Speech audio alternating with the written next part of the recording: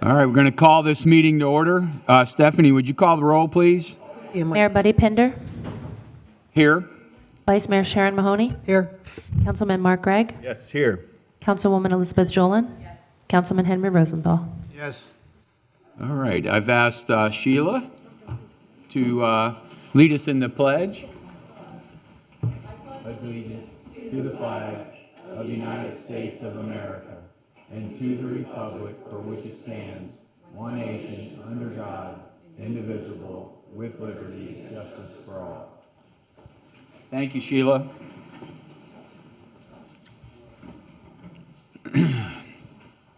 Okay, so, Steph, we're going to open public comment. Do we have any speakers? I have Van Cadenhead, followed by Steve Friedman.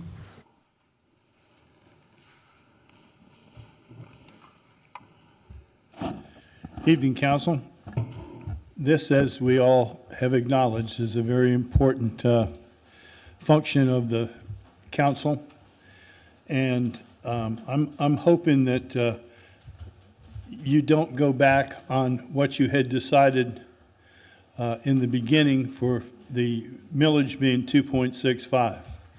2.65, everybody was happy. And when you made your last presentation, you made three scenarios of rollback, 2.65, 2.8, and then, of course, you got your 3, which is what the staff wanted. So I think we could survive quite well. We had a 3-2 vote on the 2.65, and I would hope that you would revert to that and use that as your base figure to figure the budget, because 2.8 does not anywhere near make the same cuts for the people that are paying the taxes. If we were to go to 2.65, they would achieve a substantial savings, and we would still be able to supply all the benefits and bells and whistles that we had for the year before. One thing that really bothered me a little about what Mr. Cole said was that we went to the level of service that we had had in the previous year, and we went up from there. I think we should have a zero budget. I think we should start at zero and give everybody a 10% cut or a 15% cut in each department and let them work with that. Because the way this is, no one's cutting anything and they all want more. So you're not going to do anything but increase the size of the budget with that kind of an attitude. And when you say assume, you know where that comes out, make an ass out of you and me. And when you promise the people of Islamorada 2.65, they go to sleep at night thinking that they got a break on the taxes, and then the next meeting you waffle and second guess and go back and think about it again, just like you just did with this last presentation for the comp plan. This isn't one of those subjects that you should do that with, because it's like waving a red flag in front of a bull. You should, if you're going to make a statement and say 2.65, stick with that statement, and don't go to 2.8, don't go to 2.86 or any other number. 2.65 is what was promised by 3 of you out of the 5 of you. And just because the staff doesn't think that's enough money to have enough accoutrements and benefits for themselves in the next year, I don't think that's a good reason to change that. And it's time to buckle down and ensure that the people are at the top of the list. Thank you. Thank you, Van. Good evening, Council. My name is Captain Steve Friedman. I'd like to start out by thanking you for your tireless work on our behalves. You go through many difficult decisions every single day in every meeting, and I think it really goes underappreciated, the time and effort that you put forth toward this community. Which brings me to my point that when I found out several meetings ago that there was an executive meeting between you all where something transpired that the public is not privy to. And I am very much against speaking on things that I know nothing about. And the executive meeting was apparently confidential. And I think Councilman Jolin requested a report be made by the manager to establish some protocols and some policies so things don't happen like authorizations of many millions of dollars that the council may or may not have been aware of that they were doing. This is extremely concerning to me, and I think that that would have been one of the easier decisions that you could have made, is to authorize the manager to create a report to find out what happened, how we could prevent that in the future. So, thank you very much. Thank you. Marnie, anybody else? Marnie, I'm sorry. Marnie's in for answer wherever she is. Joe. Stephanie. Joe Wishmeyer, you have 3 minutes. Yes, thank you. Mr. Mayor and Council, we all know how important budget decisions are. Every department always asks for the moon. Some of these requests are not really necessity, but a nicety. There's a big difference between the two. We have all been through negotiations before. One side asks for everything, then the other side makes a counteroffer. As council members in charge of our money, you need to look into details, line items, and then decide if things are truly necessities. So far, in the previous budget workshops and meetings, I have not heard much negotiating by council members or cutting of any of the departments. Before you make a final decision on the millage rate and the final budget, please look into the items for details and discuss them in a public meeting for all to hear. As far as more employees needed, you seem to have enough last year, and now you will have some extras, like all the employees that have now been hanging out at the fields that are not going to need to do that anymore, and collecting all the overtime as well. Go back to the 2.65 mills as originally agreed to and vote no on the current proposed budget until more details are available. Thank you. Thank you. Stephanie, anybody else? Nope. Anybody else in the audience want to speak? No? Public comment is now closed. Okay, Mr. Cole.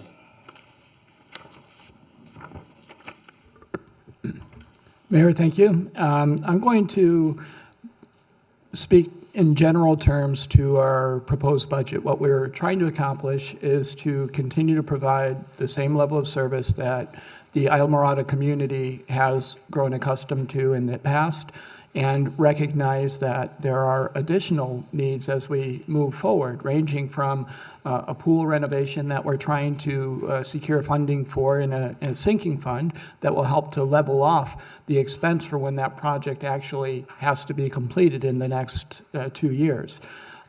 We do have incorporated a 5% cost of living adjustment, which is generally consistent with what we've seen in other areas throughout the South Florida area. And there are some positions that were proposed, and as we go through the scenarios, we'll speak in a little bit more detail about those items. But in general, our staff started out with a proposed 3.0 millage rate for the budget. We've now gone down to, based on council's last direction, 2.8. So what you'll see in our presentation materials is 3 scenarios that's responsive to direction received at the last village council meeting, the tentative budget hearing that we held, and we're prepared to continue to modify as council and the Islamorada community feel best to, one, support our staff, support the organization, and support the kinds of outcomes out there in the community that we're responsible for achieving. So that having been said, I'd like to defer to Lisa, our finance director, and let her work through her presentation. Thank you, Lisa. Thanks, Rob. Good evening, everyone. We'd like to start with our presentation here. What we did was, as Rob stated, we did a 2.8 at the council's direction as to what you voted for last time. And we've just done the scenarios differently, 3 different ways to show adding some things and taking away so that you would have some different choices in the matter. Okay. So 2B is our first one, and what we want to show you here is that we have what we have included and what we've excluded. So as Rob stated, the fire engine, we are trying to produce a sinking fund, which is $300,000. So what the fire chief has told us is that we have 4 years to pay for that, which is when we will receive the fire engine. And so we're going to put $300,000 set aside each year in that sinking fund so that we will have the funds by the 4th year. Then the next one is included is the $1 million land acquisition fund, and that comes from our discretionary sales surtax. Also included is the pool renovation, $500,000 for that. The cost on that is $2 million, but we wanted to start putting aside the money for that, and this option would give us $500,000 towards the pool, just the same as we're doing for the fire engine. And then it also includes the recreation attendant. If you'll recall, in the last meeting, Maria had 2 part-time positions there at the attendant that takes the money when they come in the park. And she's just had a really hard time filling part-time positions and keeping someone there. And so she has realized that if she had a full-time person with benefits, it would be a much easier, position to fill. So that's what she's asked to do. We've done away with the 2 part-time and put in the full-time. And then also we did add to these scenarios, as requested, we put in a 5% COLA to the fire union members, even though the CBA has not quite been finished up yet. We wanted to go ahead and apply a 5%, the same as what the general employees have. And just to have a baseline there so that, if we have to make any adjustments, it won't be huge adjustments. And then for the cuts over there, the positions, we did not include the planner position or the assistant fire chief in training. And then we did eliminate, like I said, those 2 part-time positions for the recreation attendant. So that we did take the pool from $1 million to $500,000, so that excludes $500,000 and includes $500,000. And then on the public works building design, it does not include that or the village hall remodel of our 2nd floor and the new 1st floor bathroom. Those are excluded. And also, we reduced the $600,000 to $300,000 on the fire engine. So does anybody have questions on that? Does that make sense? Any questions there? I'd just like to add one thing. This 2B that we're presenting right now is the one that was directed by council to advance from the tentative budget hearing. A couple of the changes that Lisa highlighted that were modifications we made to the one that council had approved last meeting included the change on the fire engine where we went from $600,000 to $300,000. Plus, again, as Lisa pointed out, we baked in a 5% assumption for the fire union just so we can see what's happening with our fund balances, keeping in mind that that contract with the IAFF is still not settled, and anything that we settle above and beyond 5% in total value, benefits, everything included, would continue to come out of the fund balance figure that you see here. Thank you, Lisa. Okay. And then what this does this just shows a little scenario here that shows what our target is for this year. For the unrestricted fund balance, as you'll recall, that GFOA standard is 2 to 3 months of your expenditures, and that's a $3.8 million is the minimum. So that this scenario achieves that. And also the hurricane reserves, this is not met. It's almost 36%, which we had 40 before. And it will, also the past practice on our discretionary sales surtax, we like to keep some money in that fund because each year you're going to have capital projects that you want to do. And you don't want to pull that fund all the way down to zero because we get $3.5 million a year on that from the state. But if you pull that all the way down, you won't, there's a lot less projects you can do. So it's, advisable to keep that 1.8 to 2 million to put with the new 3.5. And so this also does achieve that goal as well. So you can see the 3 on the right side shows what those the unrestricted fund balance is 4.7, the hurricane reserve will be 8.1, and the discretionary sales surtax would be at 2.3. And then also, we did, if y'all recall the last time, what we did on that was we did reduce the hurricane fund from $1 million. We put $1 million into the unrestricted to pull that number up so that we'll have enough in there. And then that still leaves 8.1 in the hurricane reserve. So that scenario does show that as well. Okay. All right, the next one, if you'll go to 2C, that's where your little tab is up there. I think it's the red tab. Yeah, the red tab at the top, go there. And this one is, what's included in this one is the, also has the fire engine in there. We've reduced, this option shows $500,000 for the land acquisition, and that's also out of the discretionary sales surtax. And this one shows $1 million for the pool renovation. What we'd like to do on the pool is, it's not really something that you can wait on because it's got leaks and cracks and those need to be repaired.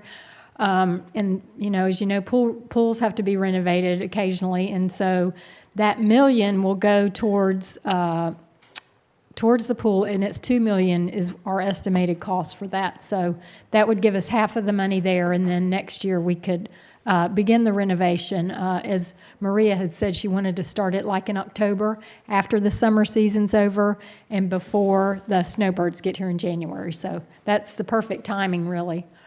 She's thought that out very well. That also includes the full-time recreation attendant, the 5% COLA for the fire union members. It does include half of a year for the planner position, and what we thought in this instance was that once Jennifer gets all her positions filled, then she can pull in a new planner mid-year and then have that position just for half the year, and then it'll be fully funded the next year. So this option just includes half a year for that planner.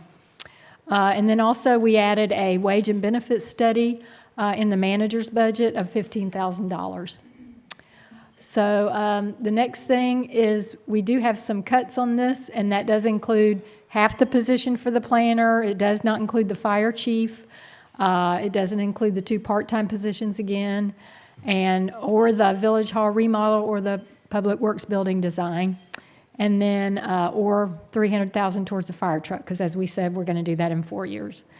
Or $500,000 for land acquisition. So we just have the $500,000 there in that scenario. And that, for the outcome for that will be, that one keeps us still at a pretty good clip there. The GFOA standard is 3.8, as we said. That will leave us at $4.6 million in our unrestricted, and 8.1 in the hurricane reserve, and 2.3 in the discretionary sales surtax. So the top and the bottom are achieved. The hurricane is still at almost 36%, so it's still very close to 40, even with moving some of that down there. And that does increase it from last year. We only had $7.5 million in the hurricane reserve last year, so that is increasing it. So that's the second scenario. Any questions? Yeah, go ahead. I'm just expanding on the planner position. I wanted to clarify one thing. In speaking with Jennifer, with the vacancies that we have, the reason that it is budgeted for 1.5 year is because I've asked Jennifer to evaluate when she gets her new employees in and trained and performing at a level that she believes is what they're capable of, for her as the professional responsible for that area to evaluate whether or not that additional permanent full-time employee is required, or we can continue with the staffing that we have fully trained, performing at a good level with consultant support. So as we approach mid-year, Jennifer and I would have a conversation. We'd make that evaluation, and her viewpoint and perspective, of course, would be weighed very heavily in that conversation. But if she comes back and says, you know what, with the positions that have been vacant and the other issues that we've worked through being gone, maybe I don't need this position, then we would not fill it, and it would go unfilled for the fiscal year and not automatically be filled. So that's a conversation based on need mid-year next year, with Jennifer's viewpoint and perspective weighed very heavily in that conversation about whether or not she believes she would still need it based on her experience with the new staff. Thank you, Mr. Cole. Okay, on to scenario 2D.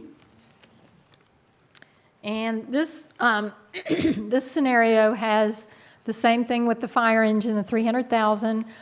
This scenario, we reduced the land acquisition fund down to 25,000. And we also included the $1 million for the pool renovation, the rec attendant, the 5% COLA, and then the planner position for, that is not correct there. This should be, the planner position should be the full-time. I apologize for that. Let's see. Would that be 138? Yeah, 2D, yes, it would be, yes. I think you may have that in your paperwork, but that's incorrect on the slide. And then, so it's 138. And then the Assistant Fire Chief of Training, that one is full-time, and that's included in this as well. And the wage and benefit study for 15,000. The cuts there will be the 2 part-time positions for the rec attendant, again, the public works building design and the village hall remodel, and the 300,000 towards the fire truck. And then it does reduce the land acquisition, $975,000. So it gives us a start on the land acquisition, you know, to start it with something. So we just put that in there to, you know, as a target. And then this last outcome, it gives us, it's sort of the same, kind of the general scenario as the other two. The hurricane amount is not met. It's at 36, almost 37% there. And then the GFOA standard of 3.8 is achieved at 4.4 million. And the discretionary sales surtax, we would be at 2.7. So that would be that's a good number to be at too. So those are our 3 scenarios. We wanted you to look at those and then see, this is a comparison here of last year's millage rate. Keep in mind, last year's millage rate was 2.7992. This year, these scenarios show 2.8, so it's very close to what last year's was. And then the resulting levy for those, and then the increase year over year. So those are all the same. The only difference is here, show your hurricane fund balance, and the differs there, the unassigned fund balance and the ending fund balance. So it does just, those are just a comparison of the 3 scenarios and what your fund balances would end up being there. And then, is that it? That's it? Okay, we did have, okay, that was it. So what we want you to do is, you know, feel free to ask questions. If there's anything else you'd like to see, we can accommodate that. But just keep in mind, and John will probably bring this up, tonight is the night that we need to make the decision on the millage rate and on the budget, because the millage rate is required to be turned into the tax collector by this Friday. And so, you know, we have those guidelines to go by. Those are their rules, not ours. So we want to abide by those. And John, is there anything else you wanted to add to that? No, I mean, I would just say, I mean, I would reiterate what Lisa said. I mean, we have hard deadlines that are, this is highly regulated by the state. And if we fail to comply with the statutes, there are provisions in there that say that we will be subject to losing state funding for a period of 1 year. There's obviously, if we don't pass a millage rate that gets it to the tax collector, there would be no millage rate to even be put on the tax rolls, and we would not collect any money. So those are obviously doomsday scenarios that I don't anticipate we'll run into, or at least I hope not. But I did just want to reiterate that. So. And I also wanted to mention, at the last budget meeting, there was some discussion about the budget and the millage rate at the same time when after we had opened the resolution on the millage rate. If you want to have those discussions together, I would say now is the time to do it, because once we open the resolution on the millage rate, everything should be related to the millage rate at that point. We have our millage rate caps on. So if you want to have any of the discussions together, I would recommend you do that now before we open the resolution on the millage. Okay. Mark, did you have Henry? I'd be in favor of separating them. Millage rate is a priority that we have to do. the budget is another thing altogether, and I would prefer to go back to 2.65. Mark? I just had a question. I think I had a brief conversation with Mr. Cole about this on the nomenclature in the budget. And it's on the second or third page. It's right after scenario B, and then this is me fussing about the term landscape mitigation fund. And so, I'll apologize for that. We didn't catch that. okay, so that's intended to get fixed. That's not. Yes, it is. Okay. Yes, I thought so, and I knew you would feel absolutely. a little embarrassed about it. I didn't mean to do that, but thank you for clarifying that for the benefit of everyone here. Appreciate it. Absolutely. Okay. I would like to make another comment. This budget, the way it's laid out, is certainly different than what I'm accustomed to in previous years for like 25 years. And I would have thought to make these adjustments that the council would have something to say about the method of which you're adopting here.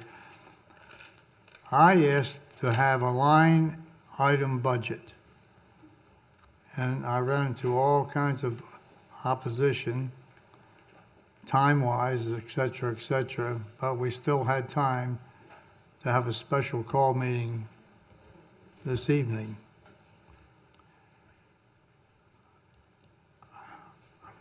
I will not vote in favor of this budget.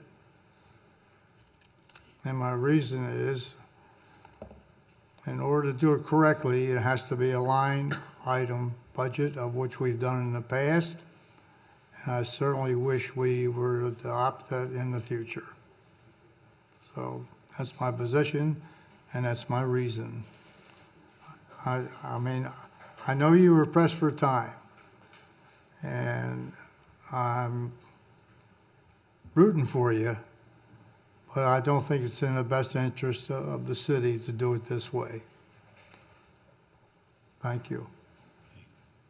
Go ahead, Mr. Cole. Just one highlight I'd like to draw everyone's attention to is the line items are in all of the documents that we've produced for council, so we're not hiding any of that. And I just want to be clear for the public so that they understand what we were trying to do here.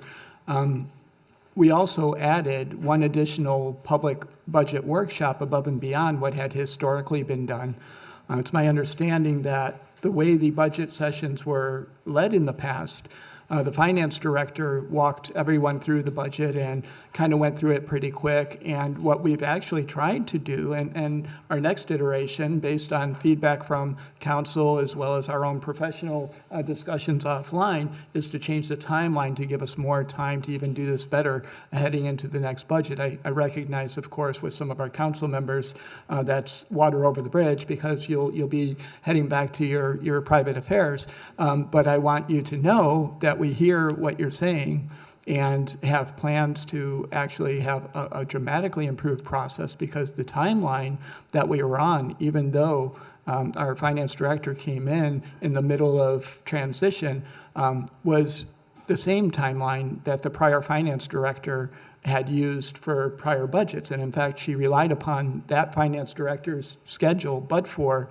us deciding to have an extra meeting and highlight for council what these various millage rates provide to the organization and to the community and what they don't. So we wanted to make it explicit, that is, not, we wanted to make it very high profile. When we make a choice, we want to know, both as staff and as council, what are we getting, what are we not getting, so that when we implement this budget in fiscal year 24-25, staff can be held accountable for what they receive the money to do.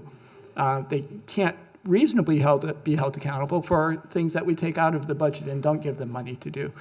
And so as this process continues to mature, I think that, I hope that our council members and the community find that it's much improved over time. And I take the criticisms we've heard tonight, at least in part, as very valid points, and we'll improve upon those in the next budget cycle.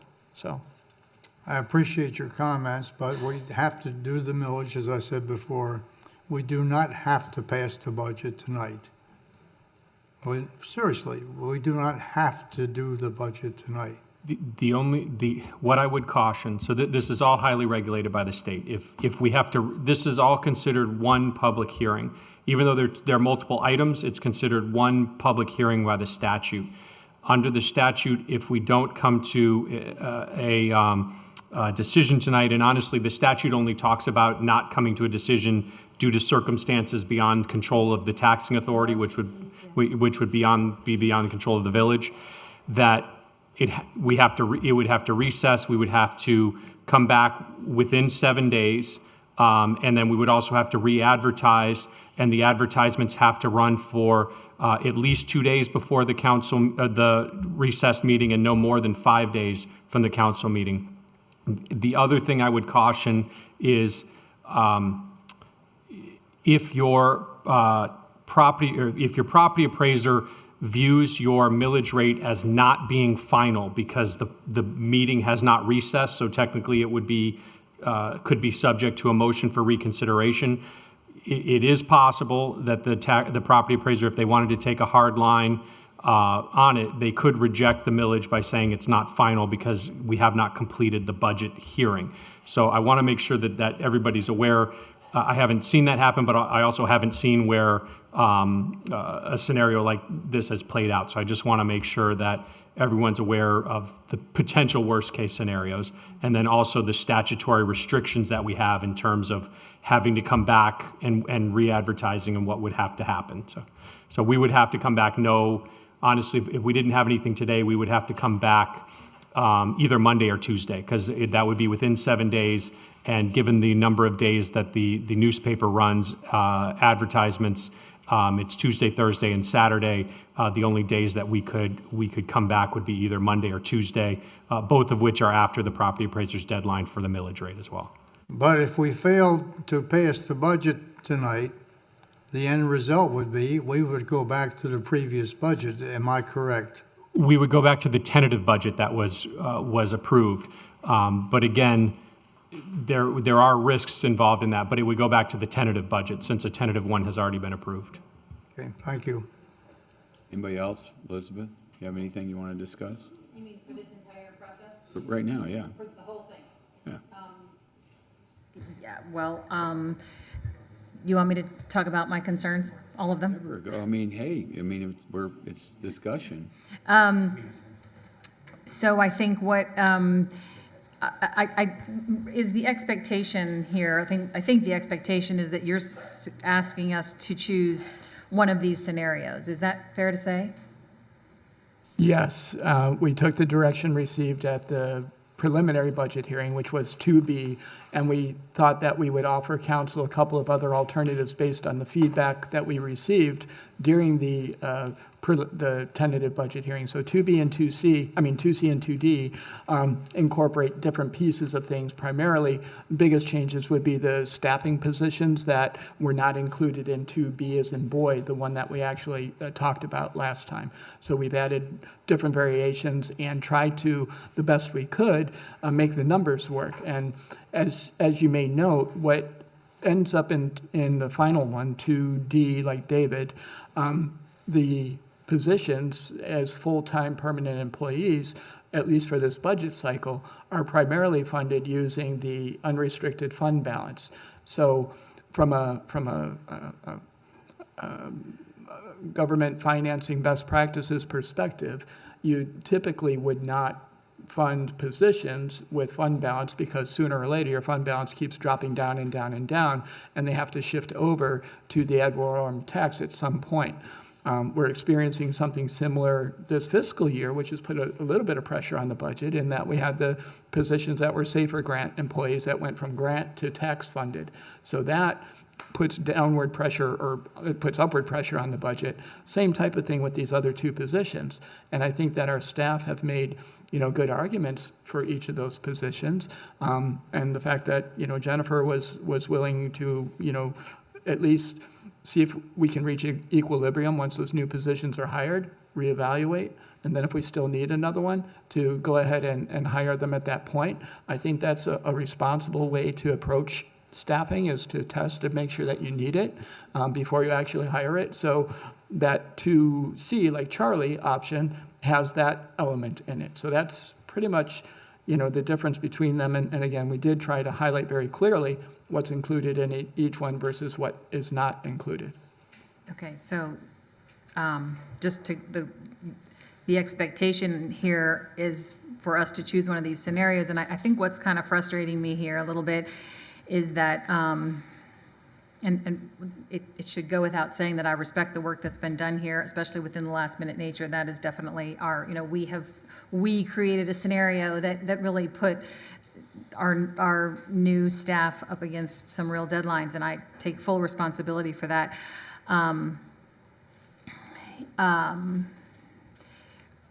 But with that being said, you know, this is a bit of a shell game, right? You know, what are we keeping, what are we not keeping? What kind of concerns me here is that, and I think I spoke to it last meeting, is that we were presented with a list of you know, wish list items, and things that are being cut are things that were on that wish list. And so what I really would love to see is a more creative, which we don't have time for, however, more creative, but let me just say what I would wish to see is a closer look at how we're operating currently. I think we certainly have the skill in our manager and our staff to look at our current operations and how can we and really look at, are we working efficiently? And then I know, and so create some cuts within what we're doing already.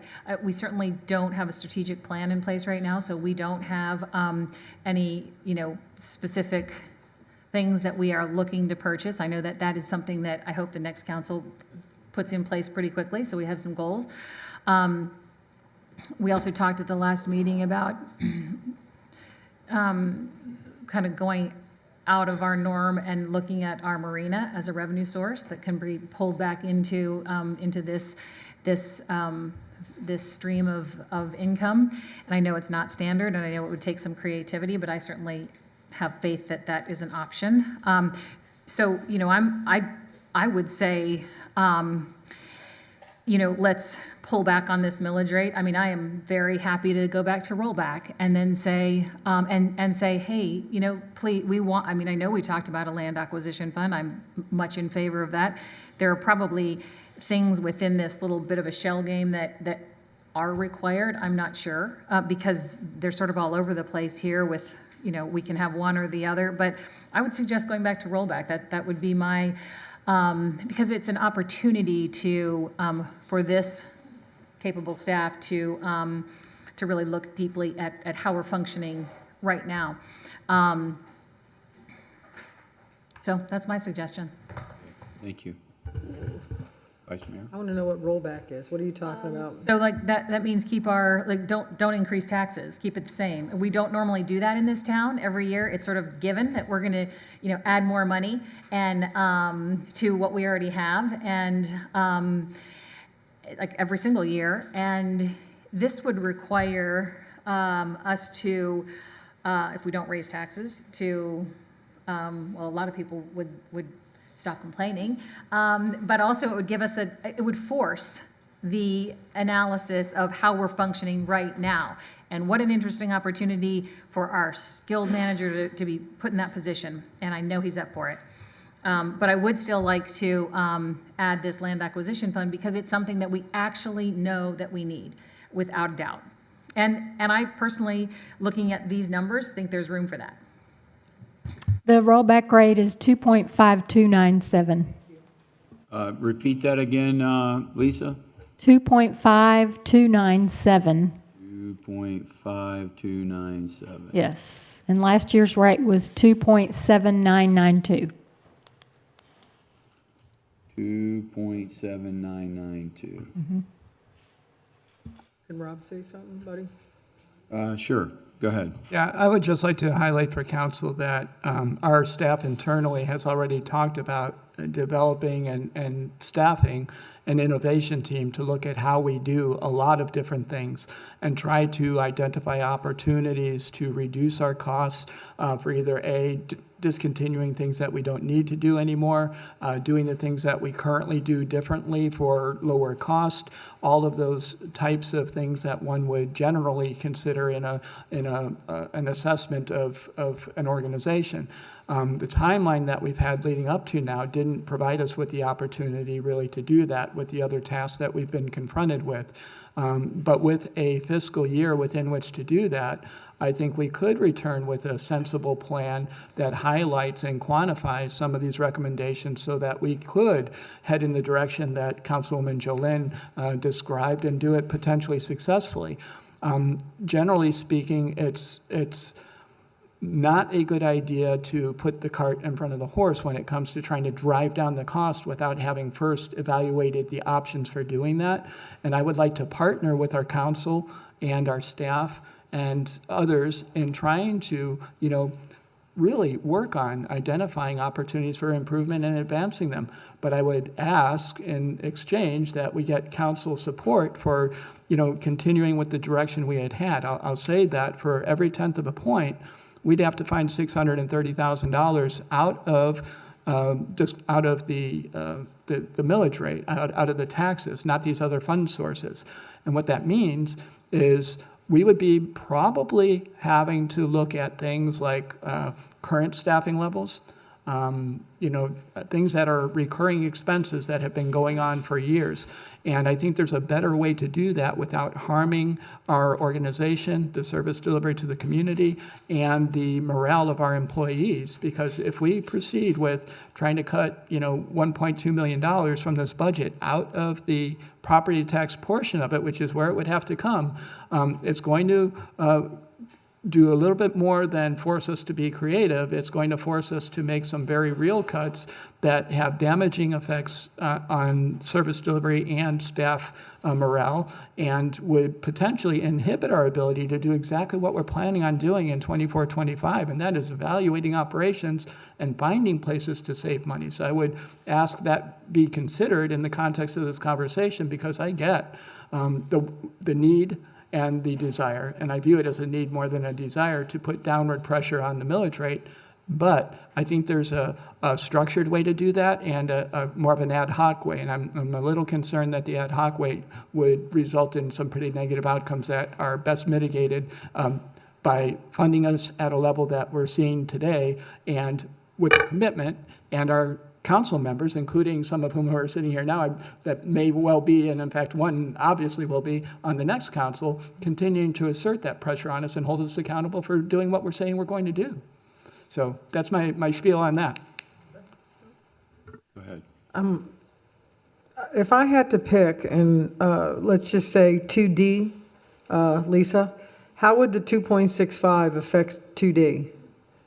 I mean, since we know we're getting the fills aren't ours anymore, so we can look at the overtime there, and we know hopefully wastewater won't be around, and so how would that fund 2D at 2.65? Is that doable?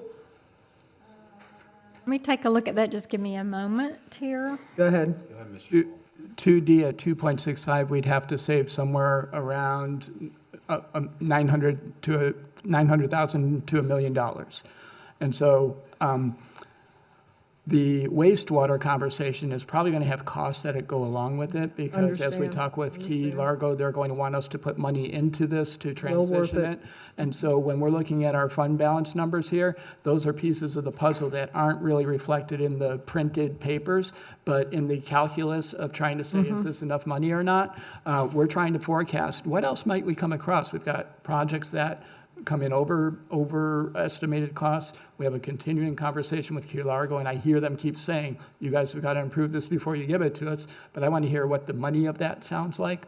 And so it's hard to pull $1 million out of this scenario, keep the positions that we put in there, which are 2 full-time positions, and do that with a straight face to where it's, a responsible budget, because we'd be pulling down reserves to be able to do it instead of paying for it with taxes. But if we know what Elizabeth is saying, and you know how I feel about that, okay, the budget thing starts way too late. We should be going line by line, like Henry said, but too little too late for this council.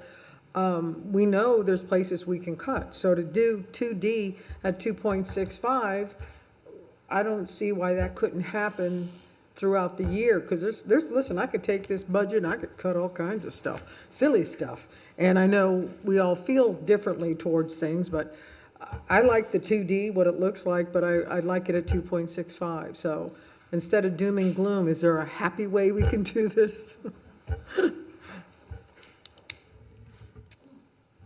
Well, as Rob said, most of the money that, what we've shown you tonight on the capital projects, most of those are coming out of discretionary funds, so those would not be affected. The only thing you're going to affect by reducing that millage rate is going to be either cutting employees or cutting some operating expenditures. So those are not items that we've necessarily looked at because of the cost is not as great. The operating expenses for each department is such a small amount. You're talking about 10,000, 20,000, just small amounts compared to if you're needing to cut millions from your budget, like something for a pool would be a cut. Or the fire engine, larger items is what I'm saying. But, we've weighed all the options. We put all of our revenues out there. I went line by line on that to see, we moved around what we could move around to discretionary sales tax. We also considered all the grant funding that we have, which we have quite a bit of grant funding. And so, after we made all of those and the impact fees, we've used all of the impact fees. So, after doing all of that, we still, in the general fund, it's just your funding has to come from ad valorem. And so what we would need from you, really, we would like to have some advice on what you would like to cut. Would you like to cut staff? Would you like to cut operating expenditures? Just some kind of, recommendation as to what you would like to cut, because those are the places that we will have to cut. Mr. Cole? Another option on the table is, and I'll first say what it is, and then I'll state some of the provisos that go along with it, is we in theory could draw down the unassigned fund balance from what it shows, $4.4 million, to probably around $3.4 million. If it were down to 3.4, it would not achieve the GFOA's recommended unrestricted fund balance, so we wouldn't hit that target, but it would still have $3.4 million in there.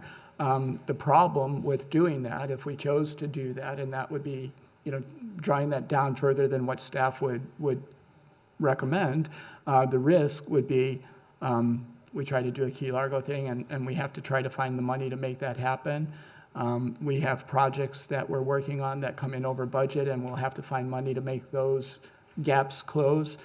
We could conceivably run into other issues that we need to be able to mitigate. We'll have our collective bargaining agreement, but that, in the overall scheme of this number is not significant. We'll have a stormwater master plan that gets done in this upcoming fiscal year, and we'll probably want to try and make sure that we get some of those plans engineered so that we can try to pursue grant funding with them as shovel-ready projects. So we don't have any of that in here yet because we haven't seen the report yet. So there's some things that are percolating that could be big-ticket items, and the two biggest ones would be stormwater and the wastewater transition in theory. And I'd be a little concerned about not having enough resources on hand to accomplish those things, but take those off the table, and if it's 2.65, that's 0.15, and that's about let's say round number $1 million comes off of that 4.4, and you're down to 3.4, and that would be probably, to me, the better solution than cutting our staff, but nonetheless a risky one when it comes to potential costs we're exposed to in the upcoming year. But bright side is, we will be working on trying to reduce costs for our operations generally. So there could be some measure of offsetting savings, but that we don't know what they are yet. Okay, so Mr. Cole, Lisa talked about grants. I know that stormwater and wastewater, there's all kind of, I think, but DEP or, I mean, the governor's doing all kinds of stuff with wastewater in the state of Florida. So instead of cutting staff, could we work on maybe some grants that help offset that, the wastewater and the stormwater? The projects that we're talking about that are in the budget have grant dollars attached to them for the most part, so that wouldn't change what we already have baked into here. But on other projects that come up that we may be able to advance, there may well be, and I would anticipate there would be some grant funding that goes along with that, but there's also some match that goes along with it as well. So we'd have to, wait and see what those projects are, how much they cost, and what the cost share profile is. And none of those numbers for projects that we have yet to identify are reflected in this budget at present, and that's some of the skepticism that I'm injecting into the conversation, hearing, what we would like to try to do from a policy perspective. Mark? I have just a couple questions, maybe a comment or two. I think we all, 5 of us, share the goal of wanting to bring the taxes down and provide a benefit to the people that pay them. And that's in competition with the goal of all of us to keep the level of service that we have, if not improving on that. And unfortunately, those are the opposite of one another. What I'm trying to do is put things in perspective, for myself at least, as a taxpayer, as a property owner. So I believe you've already answered this question, but I don't have the memory to repeat it. But just in sort of rough round numbers, what would be the impact to a taxpayer, a property owner, with a home assessed at $500,000 and also at $300,000? $1,300,000 at 2.65 or whatever that number is for the rollback or whatever y'all are asking for, and then 2.8. I mean, what is the spread there? Is it $1,000 or a couple $100, or what is it? I believe Lisa has those numbers available. Should be 3. I mean, so I'm putting myself into the shoes of a taxpayer. Actually, I am in my own shoes as a taxpayer. Yes. And so if I had a home that was worth $1,300,000, what would be the difference between what I would pay under the scenario of 2.65 whatever? Oh, look there it is. So that does give you, at the 265, it is an actual decrease if on a $1.3 million house, $194 increase, annual dollar change. It's a decrease of 194. Yes, exactly. Annually. We would save a person with house worth $1,300,000 a little less than $200, and then someone. And the 2.8 just shows you'd have a $1.05 increase for the whole year. Okay, I see. So because that rate is close to what last year's rate was, very close. Are we able to determine what it would be for someone with a home at $500,000? Who is that? Well, maybe a condominium or something. No, actually, who is that? I'm just guessing, but I would assume it's somewhere near a little less than half of those numbers, just, thinking of it in terms of how the math would go. All right, so I'm just asking for us to think about these numbers, and I don't know if this is good or bad, but I remember our Assistant Fire Chief Jason Lyman sitting in the audience and giving his side of the story, which I took to heart, and I think the phrase he used is something like, for about the cost of a date night with your spouse, we could continue to enjoy the same level of services or a little above. That if I paraphrase that wrong, I invite you to correct me, but I'm not trying to say that it's insignificant, but our town is special. We just had that conversation when we were talking about hiring the consultant to do the comp plan, and the folks here expect special, and we have to deliver. So if it costs them a date night a year for us to bring that about, the question is, do you want to do that? Is that reasonable? And I get a sense of discomfort from the staff when we ask them to take one of these scenarios and lop off $1 million, I can see the anxiety on their faces, because something will have to be cut. You know, if it goes down, you got to cut. If it goes up, you don't. That's the seesaw that we have. So I have my thoughts and ideas, but All right, we got to figure out the millage rate, and then we figure out the detail. Henry, speak first. Go ahead, Henry. You know, once you get involved with this thing, you can make cuts all over the place. Believe me, they are there. I don't have to write them down. Look at the overtime with the fire department. It used to be 500,000, then it went to 6 and change. We're damn near 8 and change, or close to 8 right now. Every time I ride through the fields, I got three cars sitting on the side of the road. This is not rocket science. I mean, this just isn't. You want to find $1 million? I guarantee you I'll find you $1 million. And it won't be that difficult. It just won't be. People have to understand, we're looking for $2 million right now. That's what we're looking for. Wastewater. The transportation, what's that called? The public. Freebie. Freebie.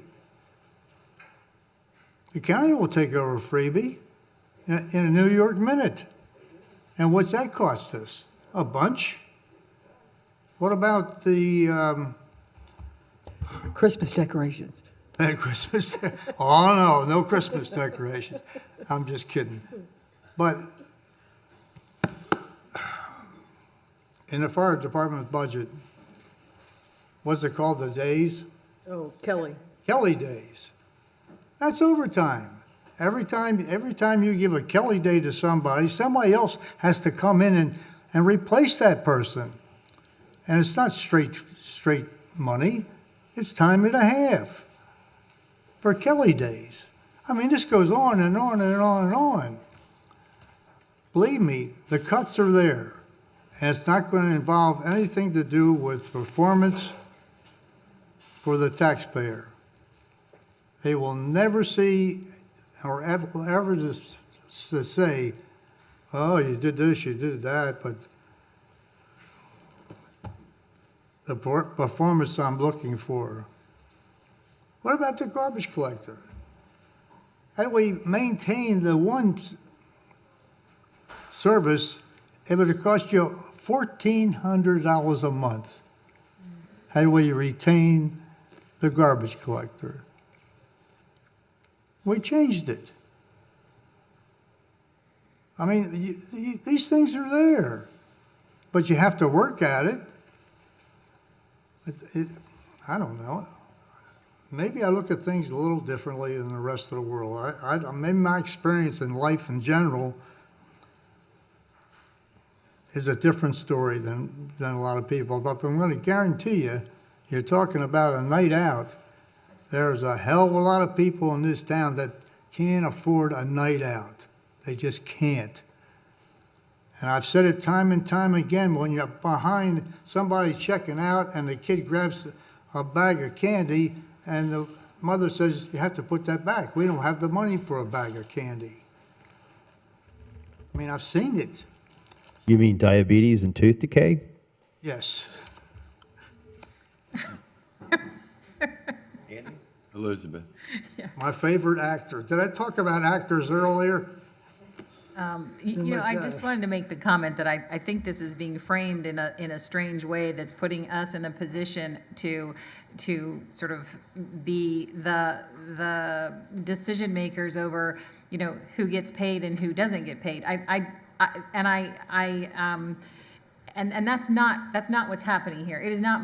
I'm not the one who's. I don't think it's my job to decide whether, you know, the planner position funding is more important than something else on this list. And so I think that there's sort of a little bit of a psychology game here going on that I think is a little bit disingenuous. I mean, our job is to come up with the millage rate and then to ask our staff to work within that scenario and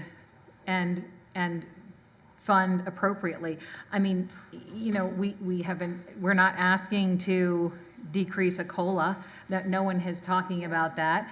And so I don't want to be put in the position of suggesting that I'm deciding that someone shouldn't get a paycheck because our staff is super important. I mean, nowhere have we talked about the $9 million hurricane fund. I mean, we say that's our policy, but we haven't actually discussed that. That's $9 million sitting there that is just there. And I have an opinion about that. It seems somewhat arbitrary. I don't think we've had a meaningful conversation about a hurricane fund and the reality of how that money can, you know, how we can utilize that money. So again, I would suggest going back and what an opportunity for this town to put this task onto our very capable staff to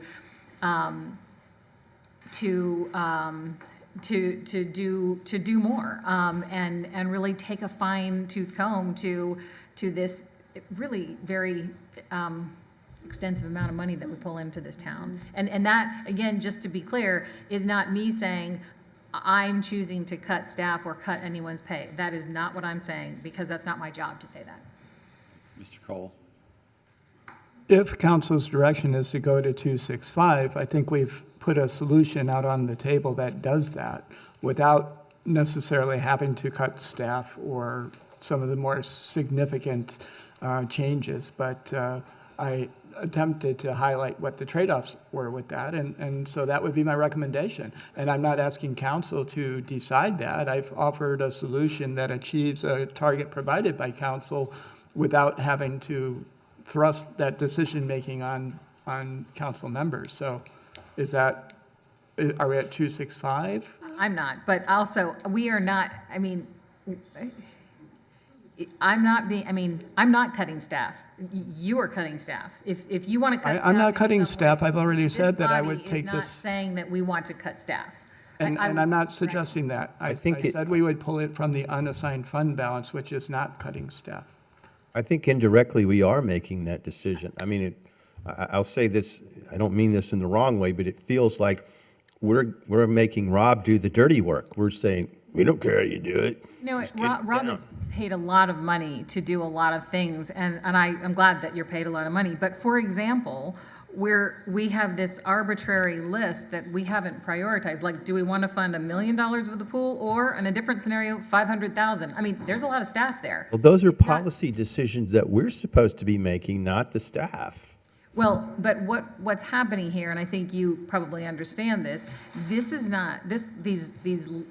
lists are not put into any kind of context of prioritization. I mean, I've heard, and this is no offense to anyone, but I've heard the pool has lots of cracks and has to be fixed now.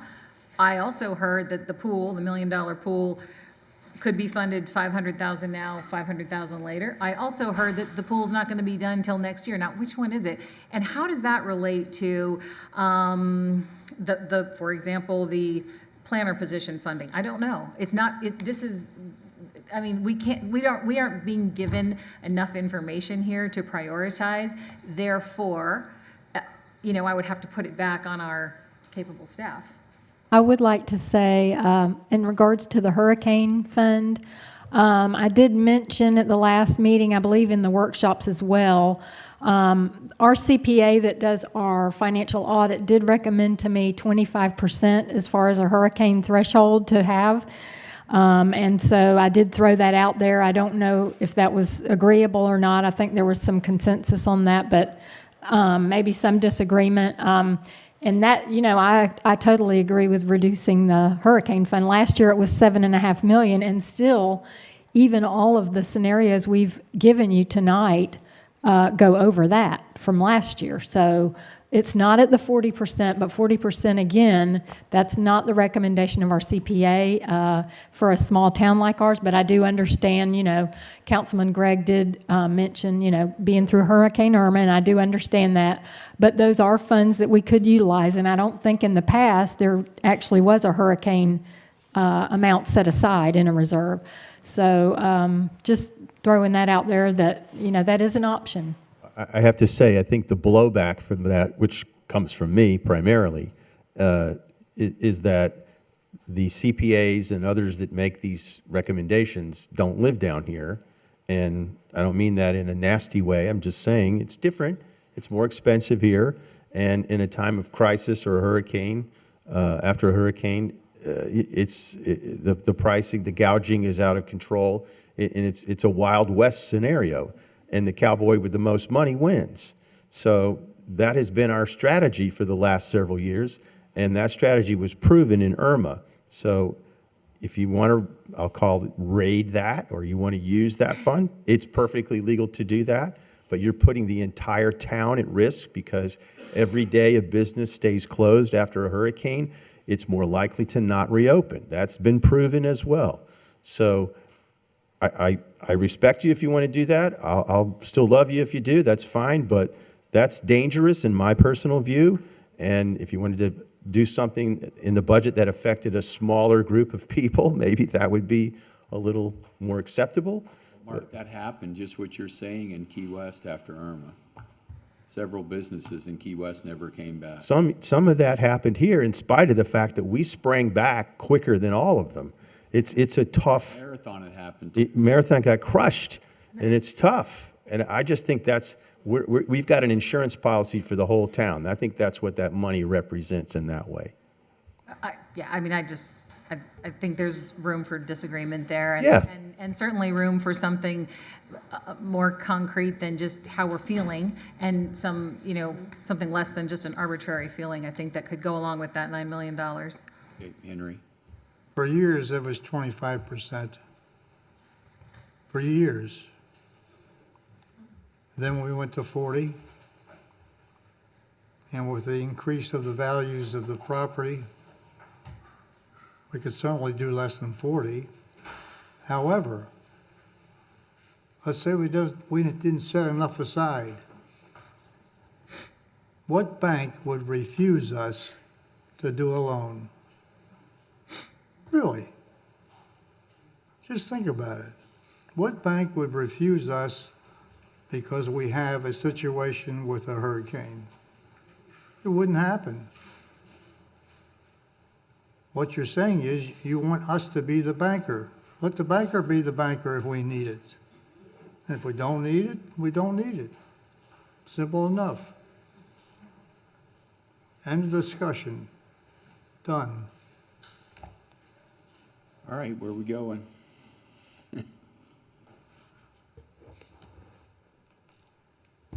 I like what I suggested. Well, I would move to go to rollback. And that's too far. She's talking 2.5. That's too far. So, back. but how can we have a 0.65. conversation about a millage rate without at least having some idea about A, B, or B, C, or D? That is exactly what I asked our attorney, and apparently we can do that, and they're separate.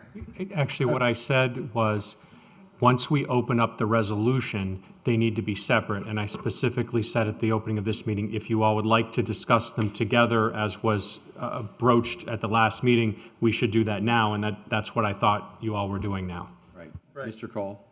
Just to highlight, Councilwoman Mahoney had mentioned that she was specifically to 2D, David was the scenario she was advocating for with, I believe it was 2.65. And the response to that was to come up with that 1.5 additional points, roughly $1 million. We would draw down the unassigned fund balance to hit that target. And that would do a few things. One, it would protect the hurricane reserve at its current level, and a subsequent council could certainly discuss whether 40% is still the right number or not. When we checked with Monroe County, I think they have a $10 million reserve. Marathon's was even higher than the county's and higher than ours, but they mixed in a few other things with it, so it was hard to make apples to apples comparison. But at 265, on scenario 2, D as in David, we could do that by drawing down our unrestricted fund balance to cover that gap, recognizing that, yes, we would have to be looking for ways actively through the course of the year to blunt the effect of that before we get to our next budget. And to the extent that we're successful in finding that $1 million in savings, then we would have been correct in making the assumption that we are today, that drawing that down by $1 million would not be harmful. Well, there's a motion on the floor anyway. Well, we can't have Yeah, a motion because we have to have public comment. We haven't opened the resolution. Well, there is a motion on the floor. But I'm saying procedurally, we cannot have a motion. We have not opened the resolution yet. This was a discussion item. You can, You mean, where are we on this agenda? we're on the discussion before we have not read the resolution yet to open that item. I can read it, and then you can make the, motion. Thank you for the procedural explanation. Thank you. This was all discussion, Elizabeth. Thank you. Okay. Okay, do we want to have public comment? Well, let me read the resolution, and then that way we can formally open it. I'm not leaving, I'm just taking a break. Don't get in that car. Thank you, Mark, for the heads up. It's tab 2 is a resolution of the Village Council of Islamorada Village of Islands, Florida, adopting the final budget of the village for the fiscal year commencing on October 1, 2024 and ending on September 30th, 2025, authorizing expenditure of funds established by the budget, providing for budgetary control, providing for personnel authorization, providing for, wait, I'm sorry, I'm reading the budget one. I'm sorry. I was on the wrong tab. A resolution of the Village Council of Islamorada Village of Islands, Florida, adopting a final millage rate of the village for the fiscal year commencing October 1, 2024 through September 30th, 2025, pursuant to Section 200.065 Florida statutes and providing for an effective date. Now, procedurally, Councilwoman Jolin, if you'd like to make the motion, it would be appropriate. Okay, I'd like to move to go to rollback. What's the number, please? It's 2.579 or something like that. Okay. 2.5297, Henry. Oh, thank you. I'll second it. Okay, before we open it up for public comment, I do need, statutorily, I need to make a couple of statements. The Islamorada Village of Islands is the taxing authority for purposes of this. The rollback rate obviously is 2.5297.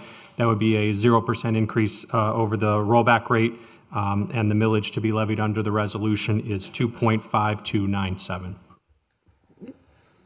Can I say one thing before we start? I feel your frustration with the way this budget hearing went. I would have liked to have done it differently. I know Rob Cole would have liked to have done it differently. And I know, Mark, a date night doesn't seem a lot to you, but it does to a lot of people. And a lot of people can't even afford to go out. So that's why I think 2.5 is too much. I think 2.65. And I don't want to cut these things for our staff. I believe Jennifer needs help. Terry needs to have what he has. They're not in their positions for us to take it away from them. At least I don't feel so. So I think 2.5 is way too low, and it's really got, am I right? Will it really hurt worse than the, look at Lisa, yeah. So I'm pushing for D with 2.65, so. Okay, but we have a motion. Okay. We have a second. So, Mark, we have a motion. Elizabeth made a motion to, John, help me if I'm wrong, to go to rollback rate of 2.5297. And 2.5?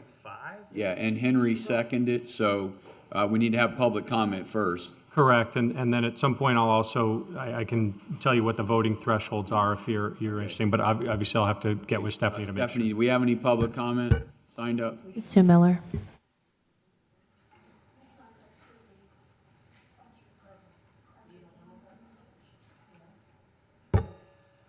So we don't have anybody? Oh. Joe Wishmeyer, go ahead. Yes, thank you. It's my understanding that rollback rate means that you go back to what it would take to do last year's budget. And remember, we had an extra $720 million of taxable property. So that's extra money that came in. So I don't understand why we need to increase by so much that wouldn't cover it. Plus, even if we just went to the 2.65, I don't see any reason that we should go above that. And that's what you all agreed to at the first time. So be a counsel of your word, and let's go back to that. Thank you. All right, anybody else, Stephanie? Okay, public comment is now closed. I'd just like to ask a clarification question of the staff. The rollback rate, if I understand it, is the rate that gives us the same dollar amount that we had to Correct. spend last year. That's correct. And so what that means is if there's inflation or additional services or needs or something, we have to use last year's money to cover this year's expenses. Is that the amount of last year's money? Is that a fair way of saying it? I would say yes. Okay.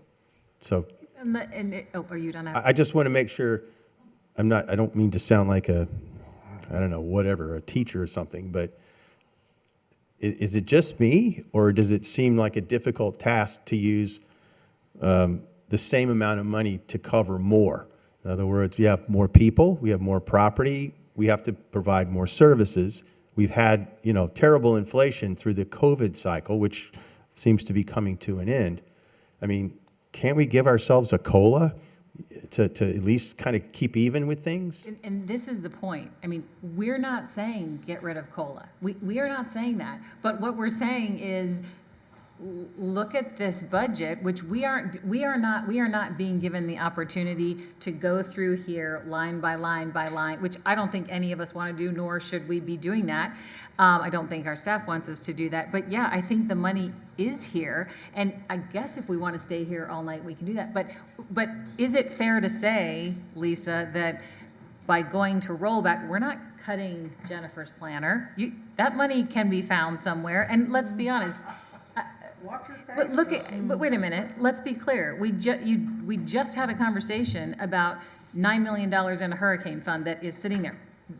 That's available for our use. That's true. So That's okay, true. so let's be clear on it. Well, let's be clear. What we're talking about Let's be clear. is that we're taking money from savings to cover these additional expenses. We are So- moving money around. I mean, we're not taking away anyone's pay raise. We are also saying. You're right.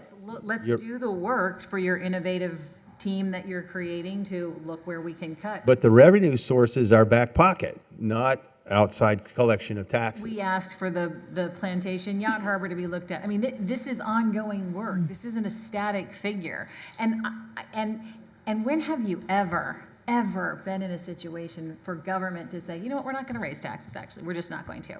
I mean, we could do that. Wouldn't that be amazing? I mean, wouldn't that be amazing? And we are not saying that we're cutting anybody's staffing, just to be clear. I'm going to stop now. Okay, so Stephanie, we have a motion. John, can you tell us what the procedure? Yeah, so I just, now would be to vote, but I just want to, obviously, depending on where the rates are set, the statute requires different voting thresholds. At the rollback rate, 2.5297, it would be a majority, simple majority, three of five. So up to 2.6736 actually requires a simple majority. Okay, Stephanie, we have a motion and a second. Call the roll, please. Councilwoman Elizabeth Jolin. Yes. Councilman Henry Rosenthal. Yes. Councilman Mark Gregg. No. Vice Mayor Sharon Mahoney. No. Mayor Buddy Pinder. No. Motion fails 2-3. Can I make a motion for mine now? You sure can. Yes. I move for 2D at 2.65. It would just, right now, it would just be the millage rate, so it would just Yes. be a motion for Oh, a sorry. mills of 2.65. That's D as in David? D as in David, But right now, we're just doing the mills, so it would be a motion 2.65. for a millage rate of 2.65.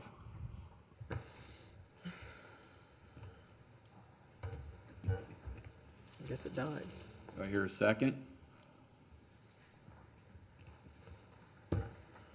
I'll second it.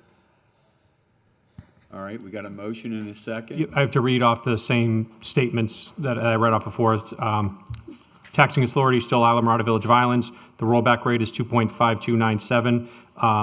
The percent increase above the rollback rate at 2.6 to 2.650 would be 4.76%, and the millage rate to be levied under this motion is 2.650. Okay, so Stephanie, we have a motion and a second. Would you call the roll, please? Vice Mayor Sharon Mahoney. Yes. Councilman Henry Rosenthal. Yes. Councilwoman Elizabeth Jolin. No. Councilman Mark Gregg. No. Mayor Buddy Pinder.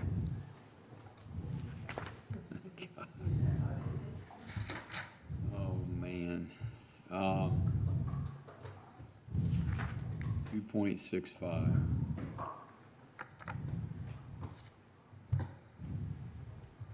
Yes. Motion passes 3-2. Okay, Let me read the resolution for the budget then. It's a resolution of the Village Council of Islamorada Village of Islands, Florida, adopting the final budget of the village for the fiscal year commencing on October 1, 2024, and ending on September 30th, 2025, authorizing expenditure of funds established by the budget, providing for budgetary control, providing for personnel authorization, providing for gifts and grants, providing for amendments, providing for encumbrances, providing for issuance of checks, providing for post-audit, providing for severability, and providing an effective date.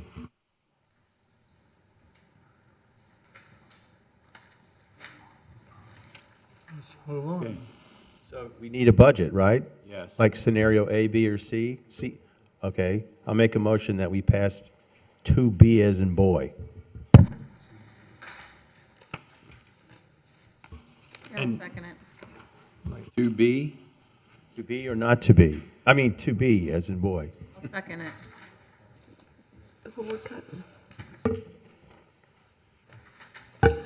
Okay, so, With the, I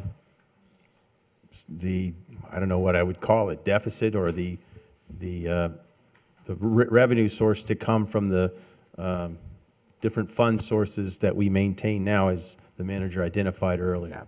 Yeah. What? So What? In other words, instead of cutting positions or activities or projects, the money would come from our existing fund balances, our savings. But that goes without saying.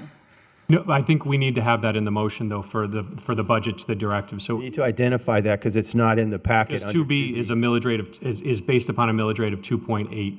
So the motion, as I understand it, would be a motion to adopt the budget as presented in scenario 2B with any shortfall going between the millage rate of 2.8 to 2.65 being made up from the hurricane, the emergency hurricane fund.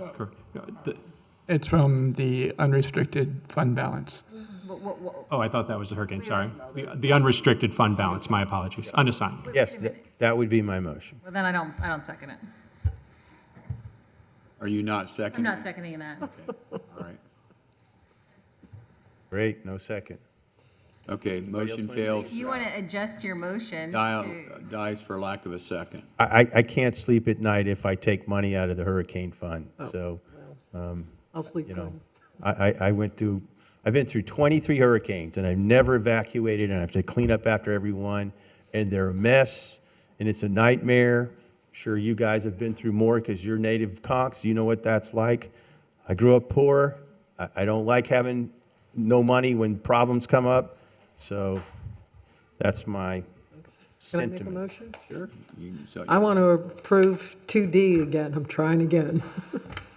Okay, 2D. Yep. And would it be because 2D is also based on a mill of 2.8, would that motion also 2.65. would include the making up the deficit coming from the unassigned funds from between 2.8 to 2.65? Yes. All right, So I made a motion.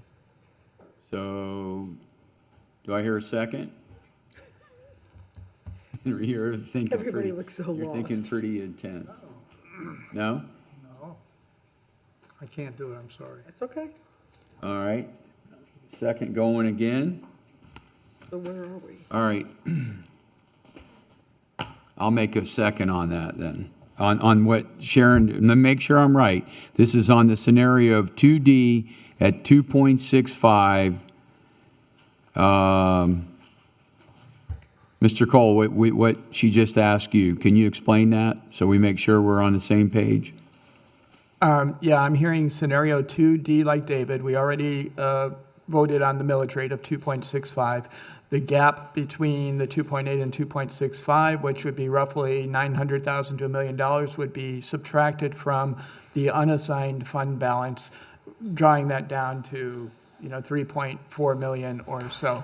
Okay, but also, I just want to make sure with Lisa that this one right here in 2D that I'm looking at, the planner said 63,710, but that number is actually 138,637, correct, Lisa? no. Which number are you looking at? Yes. I'm looking at the planner, the planner on the included full-time, it's 138,637. Yes, correct. Okay, all right. So I have a question on that. Go ahead. So we're going to fund that without funding, without filling the vacant positions, we're just filling that position?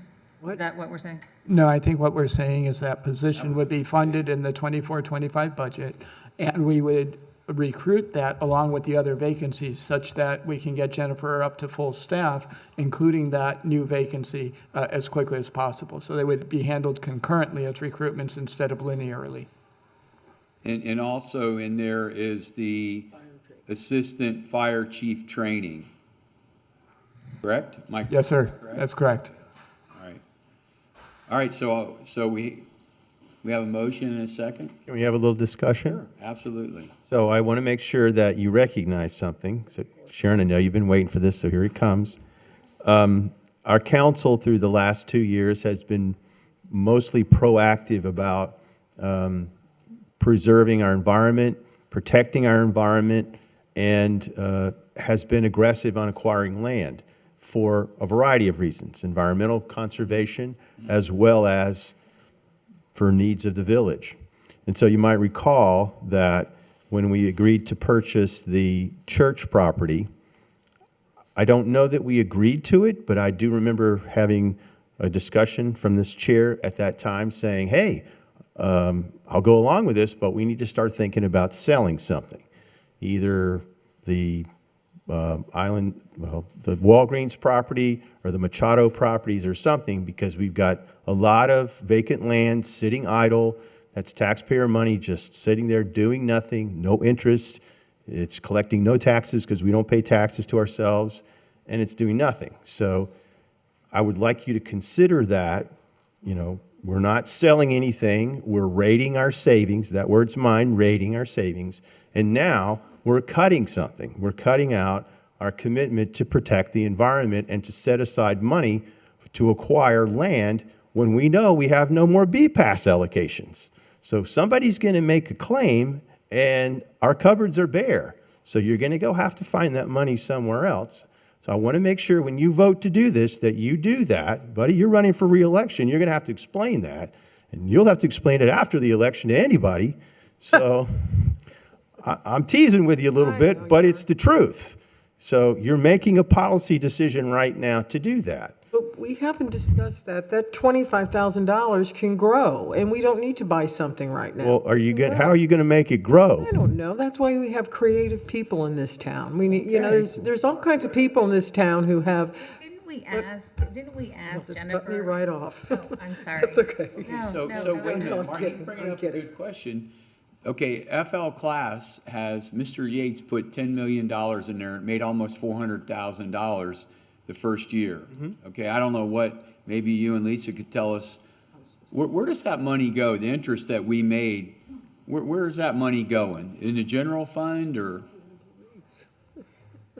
It is allocated out to the different departments depending on, Okay, so it's split up in It is between split up. departments, correct? yeah. Okay, all right. We asked Jennifer if we should set aside money for land acquisition and takings, and she actually said no. And now, while as I recall, is that fair? Because we don't have a plan for that? Maybe I misunderstood that. Thank you. I think I said not at this time. I didn't say no completely. I think I thought that this was that would be a premature thing at this time. The council has tasked me with, creating a plan for administrative relief, for BPAS, for affordable housing, for all different kinds of things, and we're working on that. As we all know, the department is down 2 people now, and so we're extremely short-staffed. So that plan is going to be pushed out a little bit further to the beginning of next year. But we are going to be working on that, and so it's unlikely, I would assume, that the council would want to purchase anything until those plans are completed and we have sort of a direction. So I would be saying that would be a premature thing to do until next budget cycle. So is Mark wrong about the idea that, I'm not trying to target you, but so this idea that we might plan for takings and purchasing conservation is, I mean, I don't think Yeah, that's a Rob. bad idea or wrong, but I'm just saying I think it might be a little premature in this budget cycle if there's concerns about where can we save money or where do we need to get extra money. I think, cutting that down a little bit might not be a bad idea because again, I think it's a premature ask at this time. sure, Rob. Just to add a little bit more, I tend to agree with Jennifer when it comes to timing isn't exactly right because we have a standing direction from council to evaluate all of our property holdings and strategically consider what we're planning to do with them. It's possible that council could decide to sell some of those properties. When that transpires, if it does, that money would come back and replenish our unassigned fund balance. If we were to find another property that we wanted to acquire and we had not yet sold any off to replenish that, we still have unassigned fund balance and discretionary sales surtax, both of which are eligible for property acquisition if we found the right property and felt the right urgency. There's also conventional financing if we had to close a gap because between all of these reserves that we have, we didn't have enough time to buy a particular property that we felt that we wanted and needed to do. So I think what I'm saying is there's some optionality there. It's not a yes or no question, but I think that working through the items on Jennifer's task list and doing that as a team with council can help elevate our decision-making a bit to where we can begin to I don't want to say disposition the properties that we currently have in our portfolio, which either can turn into projects, conservation, affordable housing, cash coming back into our funds to acquire other properties, all of those kinds of things. And those would still be feasible under the scenario that Vice Mayor Mahoney has proposed with the scenario 2D as in David at 2.65. And it does provide needed support and assistance in the planning area to help do some of the exact things we're talking about right now. It does concern me that our comp plan gives direction to acquire conservation land, and everyone here is saying that we don't want to do that. I agree. It's an unfunded mandate. It's an unfunded mandate. I'm alarmed that we're like $25,000. I don't know what you can buy with that. This concerns me, and I think this continual conversation about how we don't have any money, it's just simply disingenuous. It is absolutely ridiculous to pretend that we're searching for money in this town when look at our budget. It's beyond me. So Mark, help me understand what you're saying about this, about what are you looking for? Well, let me get to the answer, but I'll just say it on a philosophical basis. The budget is an expression of the will of the council, and it sets our priorities out there, and we put our money where our mouth is. And in the past, we've said we want to conserve environmentally sensitive lands, we want to acquire property for affordable housing, we want to retire development rights, and we're ultimately going to have to satisfy claims. We did that with the Glen property. Now, I wouldn't say that came out of the blue. It was a couple of years in coming. And the manager was very creative in pulling together the funds to buy the church property. That kind of just popped up like a jack in the box, $4 million. So what I'm saying is we're telegraphing to the public our policy. We're making a decision. We're here to protect the environment for the quality of life and for our grandchildren to enjoy and for the business of the village that relies on the environmental quality here, our environment. I think it's a very important statement to make that we're looking to the future. We're about the future. It's not just about today. And we're putting some money up to take care of the problem that we know is coming. If you don't think it's coming, you don't see it. I mean, I guess I'm the only one that sees it that way. But to me, it's a bold statement, and it's a proud statement that we're going to protect what we've got and keep it beautiful and keep it clean and keep it for our grandchildren. And I think that brings the property values up for everybody by doing that. So would you be okay? Then last year's rate was 2.7992. That's what we were at. No, wait, we just already voted on the millage rate. It's already 265, but we're just. Oh, the looking- 265, right. Okay, I understand. Sorry. Unless you want to open it back up, which we got time to do that. But let me ask you, if where you're, I mean, these numbers are fluid, this little list, so why don't we, and apparently we can get by with $500,000 on the pool, why don't we put it to land acquisition and make scenario 2D, The pool is $2 million. but see, look, this is why this conversation is so arbitrary, because on one of these scenarios, there's only $500,000 that we're setting aside for a pool. This is arbitrary. Well, whether it's arbitrary or not, what is the fact? Can we deal with facts here? That's what I don't get. Let's let Mr. Cole speak, please. The pool amount, first of all, I'll circle back to that. I want to tackle first the land acquisition fund question, and I see that $25,000 is upsetting some of our council members, and I see the why of it. What if we were to take $500,000 out of the discretionary sales surge tax and transfer it into the land acquisition fund, so you'd have $525 sitting in that fund? The money in the discretionary sales tax is permissible to be used for land acquisition, so it could go right into there and at least address in a meaningful way a policy level commitment to acquiring property for conservation and other purposes, while at the same time maintaining an appropriate balance in our discretionary sales surge tax of about $2.25 million at that point. So I'm hoping that's a win-win where we have 2D, David, 2.65 and 525 on land acquisition. And then on the pool, what we're accomplishing with that is different scenarios designed to blunt the impact of having to come up with $2 million all at once in a year and a half. So we're helping to smooth the budget moving forward. And in the meantime, it can be invested and we can gain interest on it, but it's a smoothing technique in the budget that really. So what if we did half of that, Mr. Cole, instead of 500? I mean, are you okay with that if we move 250 grand, what he's talking about? Why half? Well, Why, I mean, it doesn't, What are you going to buy for 250? nothing. Nothing yet. But we're buying whatever is coming up. I mean, and who knows what that is. We never had a fund before, and the two of you are like, you're on fire now over this. It's And because it's not, whatever, whatever. whatever. It puts us at a disadvantage when. I don't think so. When all of a sudden you have to come. I appreciate what the vice mayor is saying, and she's right. We've really never had a fund before, but we've never run out of BPAS allocations before either. So I think it's time that we start to think about this and plan for what's coming down the road. And if not, whoever's sitting here a year from now is going to be torturing the staff to squeeze the balloon and make the money pop out here and there. But instead, we can spread out the pain over a lower and longer period of time and be ready for it.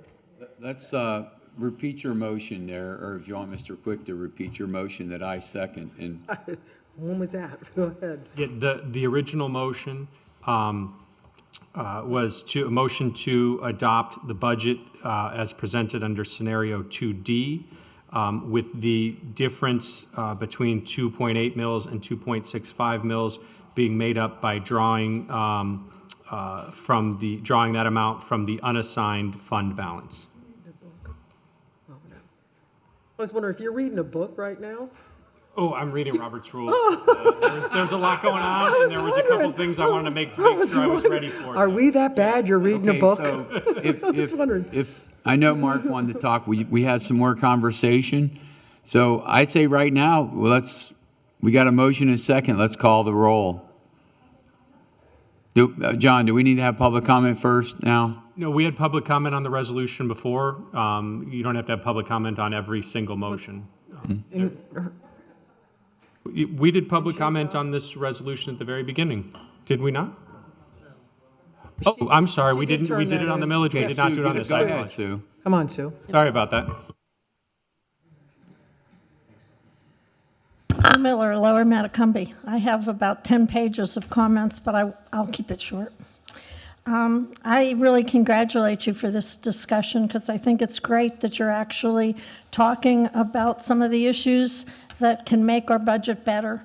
And I think that it is important, land acquisition. We have administrative relief where we have some dry lots that are relatively easy to buy compared to big oceanfront lots.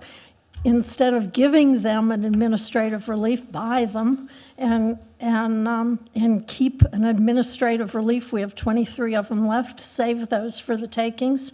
I hate the idea of passing a motion to say we're going to use the fund balance when there are so many areas in the budget that we could cut. I look at the health insurance that we're paying for employees. It's $2 million a year that we're paying for health insurance for employees. I'd like to know what the policy is.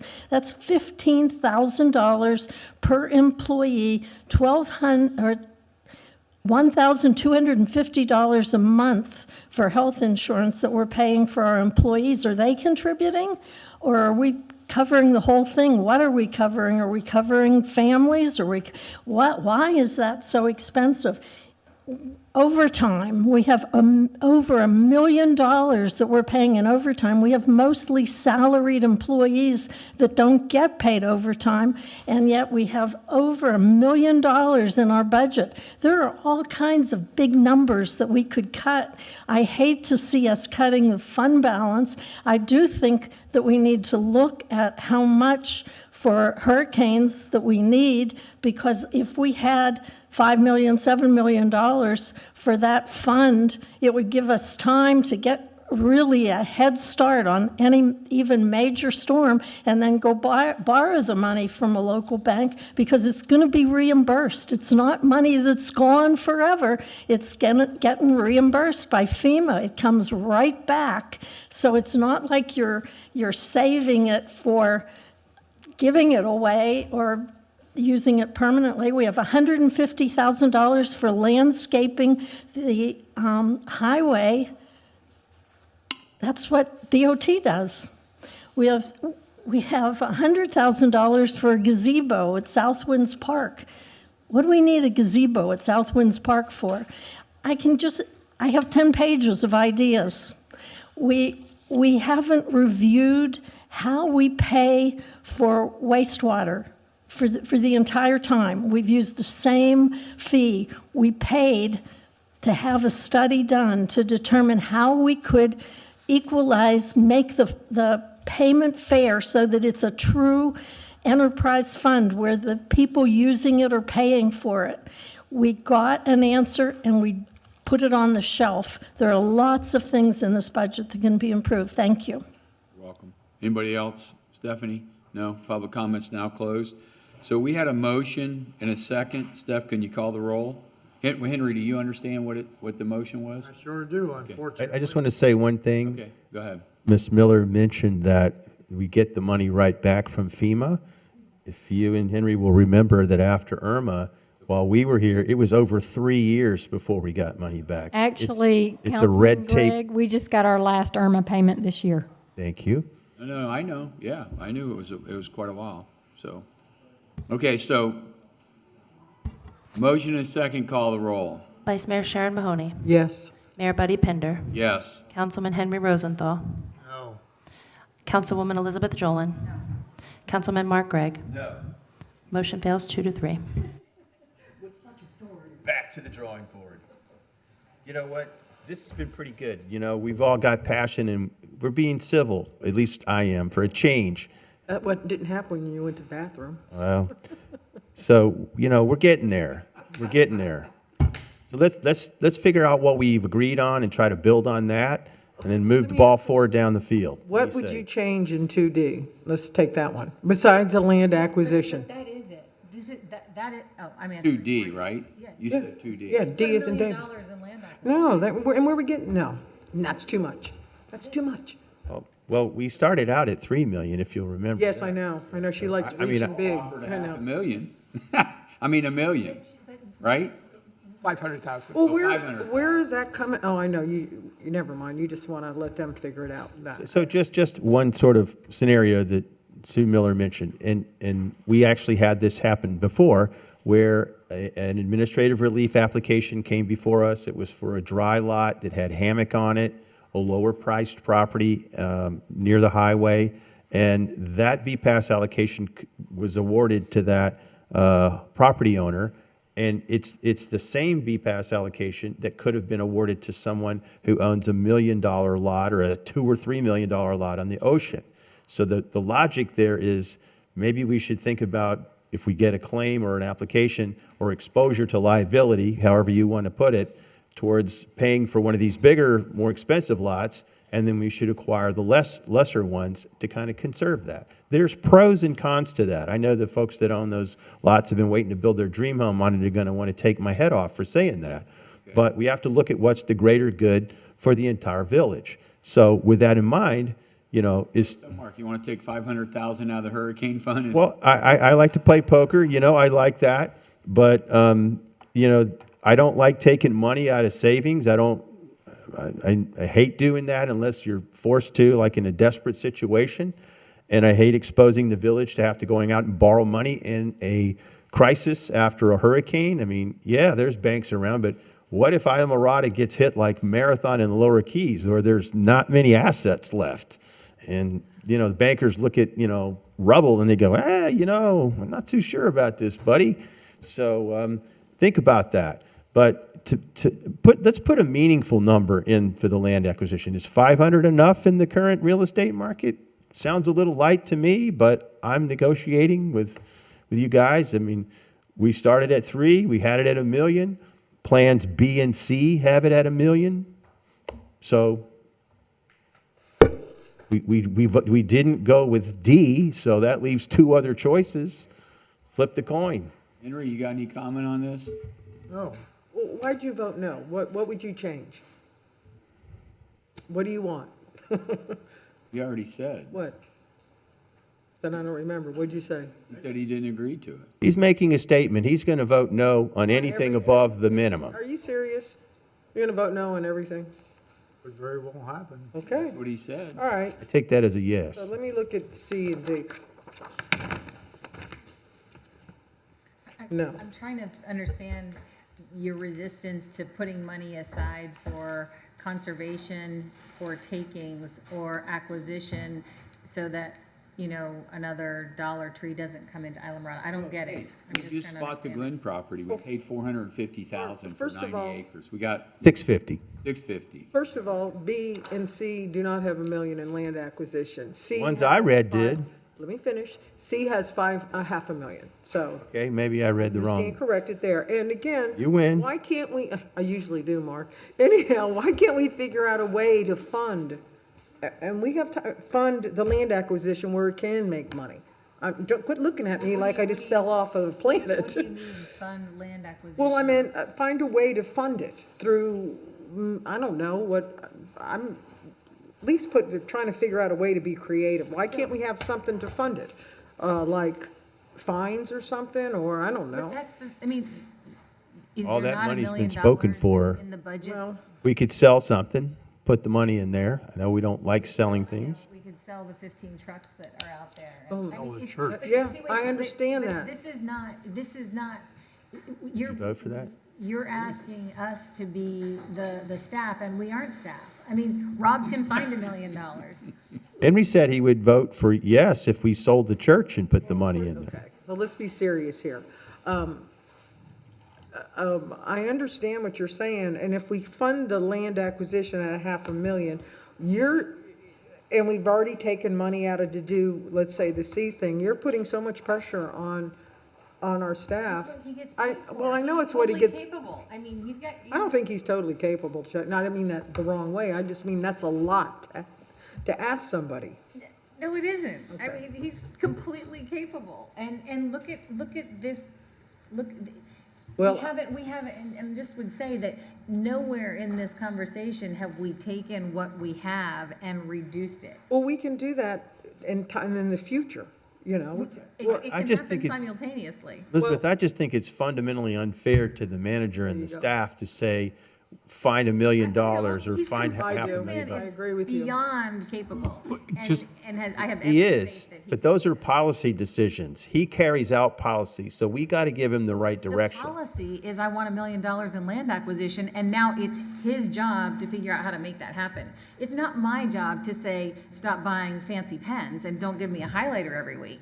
Well, you know, I don't know that let's we be can, real. I mean, we're kind of down to the wire here because we only have a couple more days before we've got to vote on something and turn it in. I think what you have is a good idea to, you know, dig into this a little bit, but it's kind of at the. We're already digging into it. Pardon me? We're already digging into it. Yeah, we're the other kind of way. there, but. And we're taking away a planner from Jennifer and Terry. It's right here. Which one are you? No, I'm looking at C. The ones you two voted me down already on D, so. Wait, what we did was say, we're in support of D, but just give us They $1 want million. more money in the land And, acquisition. and besides $1 million that it's already gonna cost, now you're telling them to find $1.5 million. Yes.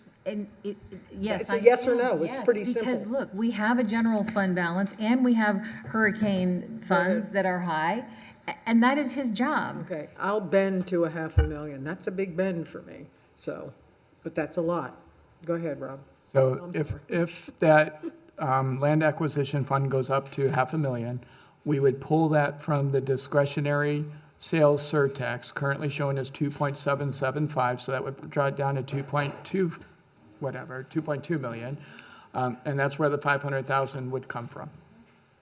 And everything else would be as we What if asked for $1 discussed. million? Where would that come from? And let me ask you this. Well, let me ask one question at a time. So if council direction were to provide $1 million in the land acquisition fund, I would pull the other 500,000 from the hurricane reserve and pull that down to 7.7 million instead of 8.2. That's where the other $500,000, I was asked the question. Now he's trying to get you $1 million. Okay, let me just, So- maybe we do a little blend. Hear me out. The first scenario, B, obviously my choice, has $1 million for the pool, or $500,000 for the pool, and then the other choices had $1 million. Would there be any harm if we reduce the pool on scenario C from $1 million to $500,000 to create another $500,000 available for land acquisition? Are we on C or on D? Because I was working off of D because it sounded like we had general consensus. So Okay, if I'm well, on I guess D, it would work under D as well. Same question. Yes. Right. My concern about reducing the pool renovation fund to put it into land acquisition is the purpose of it being 1 million from the start, and we started at 1 and kept retreating down based on council direction, was we want to avoid a cliff when it comes time to pay for that. And that's on a near horizon that we have to have over $2 million, I'm assuming, because we haven't got bids or anything yet, to do that project. So the 1 million was to help us in our next year's budget, so we don't have to come up with 2 right there on the spot. I misunderstood. I thought the pool project was a little further into No, the future. It's 2 million. about a year and a half off. So thinking of it that way, 1 million this year, and then when we go to adopt the next year budget, it's another million. If I don't get $1 million now, I'm looking at 2 in the next one, and I'm gonna have this conversation or some other variation of it, trying to find money. So I think we might have a path, either we've got a clear path to 500 for land acquisition, and we have an alternative on the table that gets 1 million for land acquisition. And with council direction and consensus, I think, one of those 2 paths, I'm hoping, can get us to conclusion, because we have some pretty tight regulatory timelines to adhere to with this whole process. I'd like to ask a question about if we find $500,000 for land acquisition, did I understand you to say that would come from the Hurricane Reserve Fund? If 500,000 comes from the discretionary sales surtax, if we bump up the land acquisition to $1 million, which was Councilwoman Jolin's question, where would that money come from? I would pull the additional 500,000 from the hurricane reserve, drawing it down to 7.7 or whatever that number would be. Okay, and I'd asked you this the other day, and I think you gave me the yes answer, but it was like yes with an asterisk, and that is, let's say that we're here a year from now and we get hit with a hurricane. Would we be able to amend the budget and go back after these funds that we're sinking or building or whatever we're doing? I mean, it's our money and we need it. could we then shift that back into the hurricane fund for emergency purposes? Yes, if we had money sitting there in a land acquisition fund and needed it for emergency purposes, the village council, and correct me if I'm wrong, legal counsel or treasurer would have the authority to transfer those money back into a hurricane response, because public safety and emergency response would take priority over many of these other things, not the least of which being a fund that's just sitting there waiting for an opportunity to buy land or whatever the case may be. What more can you want? Yes. What happens if it's already spent? Well, if it's spent, we can't, but that's why I'm saying, if it hasn't I mean, been. it makes zero sense. I mean, No. The sense is that if we haven't spent it yet, if we have, it's game over. you're losing your hurricane fund money, just so you remember that. Well, I don't like it, but I'm having to deal with pirates, so I don't have much of a choice. It's not like this money is sitting in little accounts. This is fluid money. This is fluid. It's not like. What I'm like it's in a saying is, lockbox. if we have the money somewhere within our control and we get our, kicked, we have it available if we decide to reach into different pockets and grab it. We don't have to run to the bank and say, please Yes. help us, right? That's true. Okay. If it's not spent. Okay. Mr. Quick, you had something you want to say? Oh, I was just going to chime in about that before and just say you can always amend the budget. I mean, that's really what you're asking. Can we do a budget amendment to So the same dollars can serve two purposes in that sense. Is that a fair conclusion? budget amendment would just be brought back to the council and I hate it, but I'll go along with it. So which one? So D? 2D. Well, D modified, right? D with $1 million in the land acquisition being funded, 500,000 from the hurricane fund and 500 from general reserve. Yes. Okay. Did you guys get that? Done. Okay, do you want me to make Do I that hear a motion? motion? Yeah, all right, I move to approve scenario 2D with $1 million in land acquisition with 500,000 funding from the hurricane reserve and 500 from general fund. Discretionary surtax. I'll second it. Golly, Henry. Finally, Let's Henry. call the vote. Finally. We're going home. Can we, Finishing his popcorn, man. Motivated. Okay, so we have, council, we have a motion and we have a second for Mr. Councilman Rosenthal on 2D. Am I right? 2D modified. Modified that the 500,000 would be coming from the discretionary sales tax to the land acquisition fund and 500,000 from the hurricane fund. Is that correct? And also the difference between 2.8 mils to 2.65 mils will be made up by drawing that from the unassigned fund balance. Okay. All right. Okay, so Stephanie, we have a motion and a second. Would you call the roll, please? Councilwoman Elizabeth Jolin. Yes. Councilman Henry Rosenthal. Yes. Councilman Mark Gregg. Reluctantly, yes. Vice Mayor Sharon Mahoney. Yes.